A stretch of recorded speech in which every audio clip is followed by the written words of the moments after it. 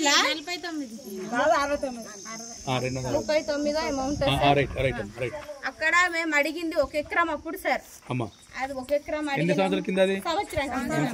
సంవత్సరం కింద అడిగితే వాళ్ళు ఇవ్వమన్నారు. ముందు అందరం పెట్టుకుందాం, మాట్లాడుకుందాం, విచారించుకుందాం అన్నారు. సమ్మతమే కదా అని ఒప్పుకున్నాం. ఇక మొన్న బుద్ధ పౌర్ణమి కదా అని విగ్రహాన్ని తీసుకొచ్చి ప్రతిష్ఠించుకొని మహిళల మందిరం ఆరతులు తీసుకొని పోయినాము.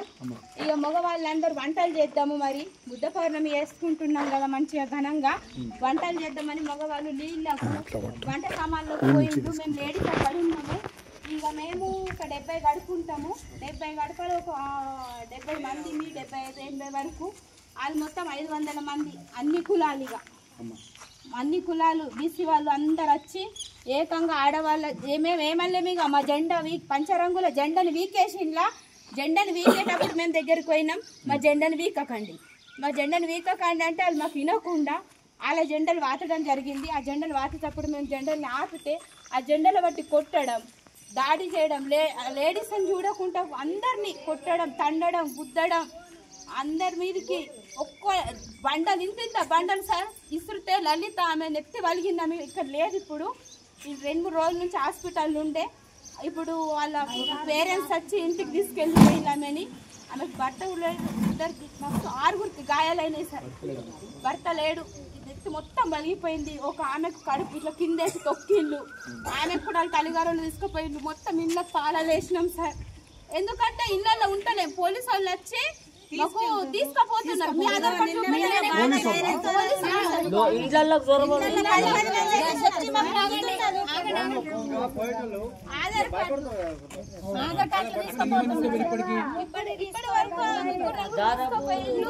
ఇంకా మిగతా మంది కూడా తీసుకోపోతామని అంటే పేర్లు చెప్తున్నారు.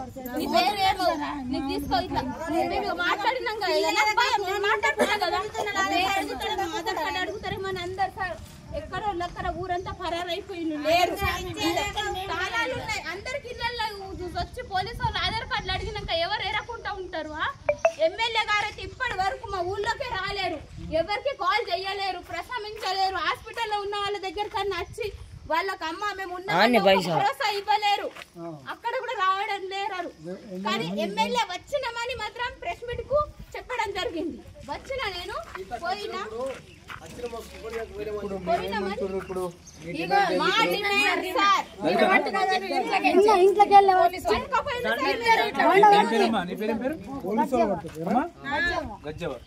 ఏమైంది?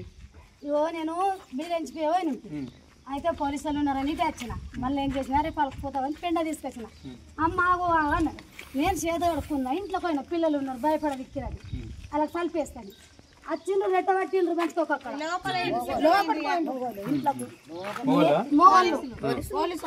వీళ్ళు రెట్టబట్టి బయట వచ్చిన రేపట్లో నేనేదో ఎత్తుకుంటే ఉంటారా వీళ్ళు? ఏంటి ఆ పెద్దమ్మ వరితే కర్రెమ్మ కందానా కర్రెమ్మ కందానా వెళ్ళేది బయట కన్నాడు.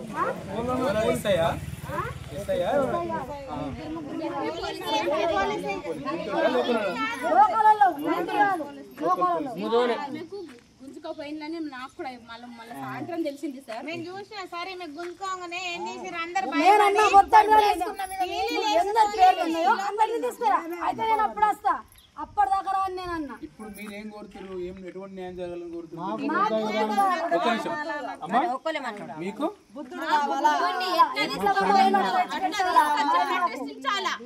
వాళ్ళే గవర్నమెంట్ వాళ్ళే తీసుకెళ్ళిండు కదా, తీసుకెళ్ళి ప్రతిష్ఠించాలా. మాకు 2 ఎకరాలు కావాలా. మేము అప్పుడు అడిగింది కొంచెం పడుతున్నా పర్వాలేదు లేదు, మేము ఉపాసం ఉన్నా పర్వాలేదు, హాస్పిటల్లో ఉన్న వాళ్ళు చనిపోయినా పర్వాలేదు, వాళ్ళు కూడా అంటున్నారు మేము చనిపోయినా పర్వాలేదు, మనకు బుద్ధుడు కావాలా, ఖచ్చితంగా కావాలా.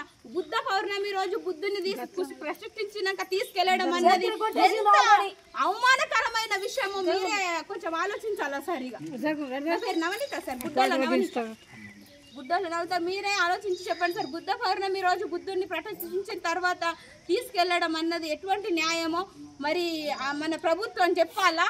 మరి ఎమ్మెల్యే గారు కూడా రాకపోయినా వచ్చినా నేను అందరితో మాట్లాడినా అన్నారు. మరి అయినా కూడా ఎవరితో మాట్లాడిండ్రు అయినా కూడా మాకు